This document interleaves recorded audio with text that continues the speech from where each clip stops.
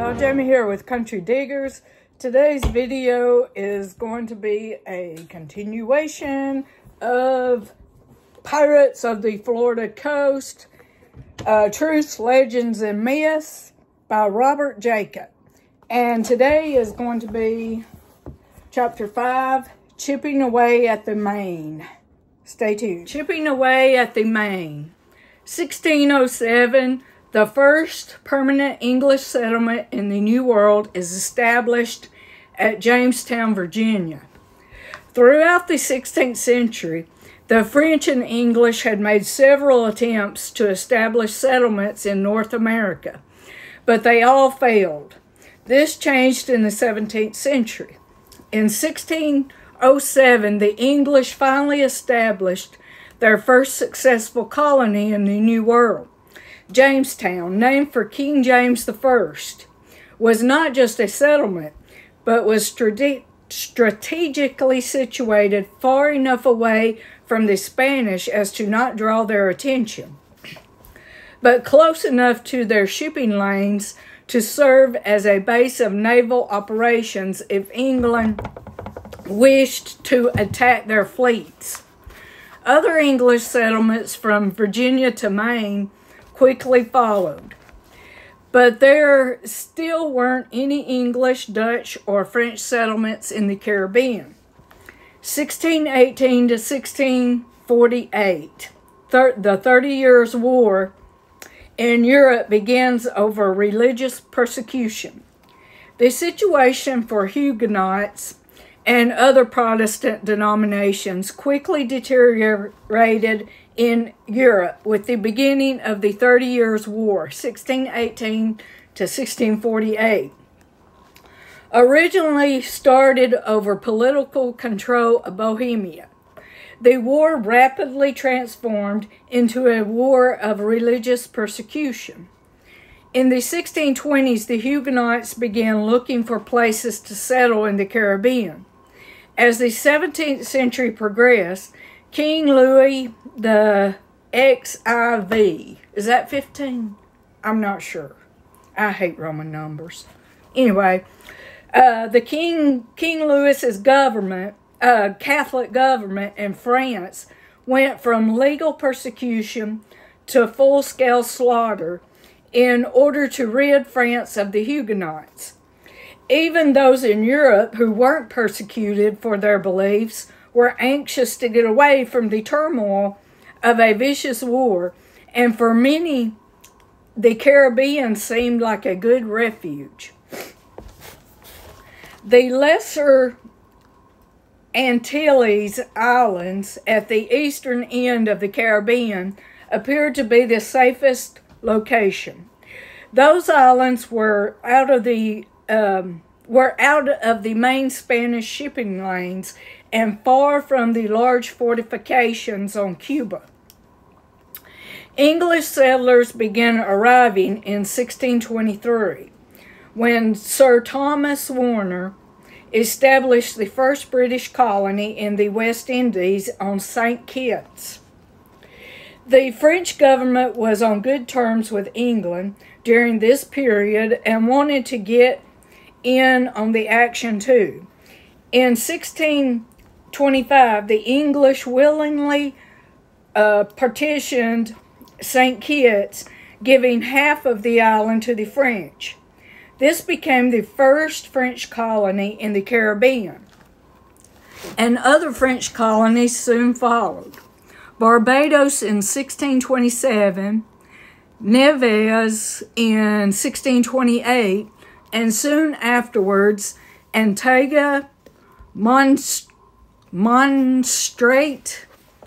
Anguilla, and Tortola. Meanwhile, the French established settlements on Martinique, the Guadeloupe Archipelago, and St. Bart's.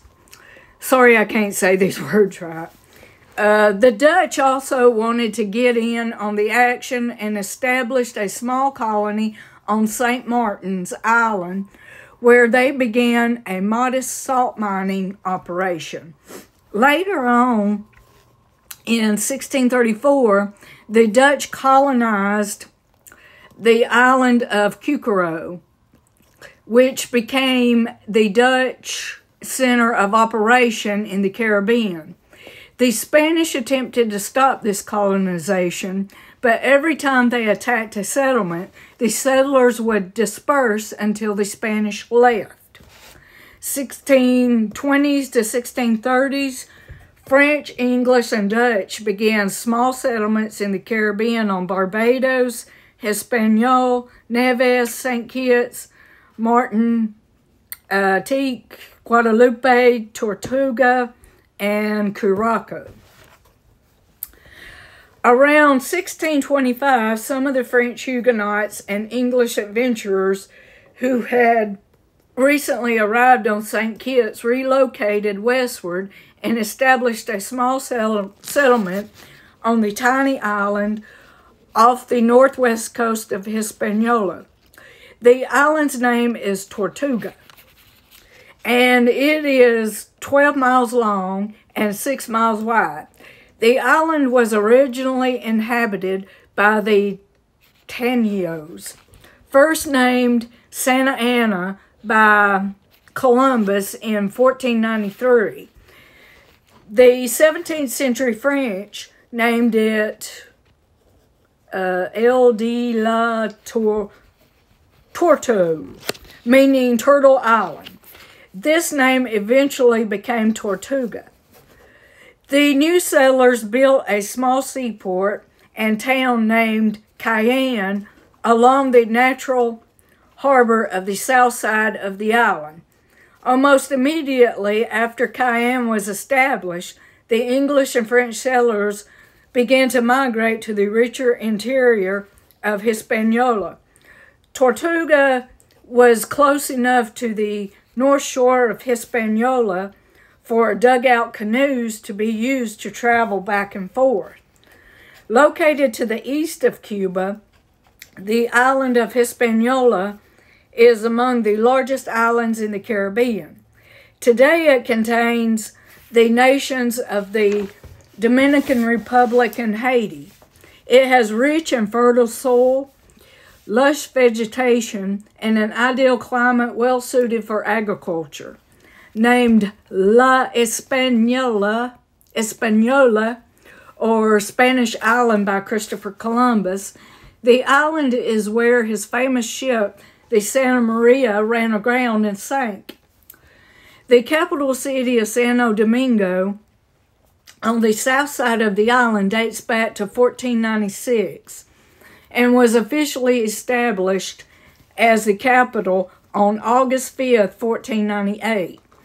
It was the center of Spanish political authority in the Caribbean from the 16th to early 19th century. Thousands of Spanish settlers, plantation owners, and bureaucrats flocked to Hispaniola throughout the 16th century, bringing a large population of slaves with them. However, they primarily settled on the eastern end where the farming was good, or along the south coast close to the main shipping port and capital city of Santo Domingo. This left the vast interior, the western end, and the northern coast completely unoccupied. Even though Santo Domingo was the central part of the Spanish government in the Caribbean, the north side of Hispaniola had no Spanish settlements and seemed like the ideal place for the French and English settlers to establish a foothold in the Caribbean.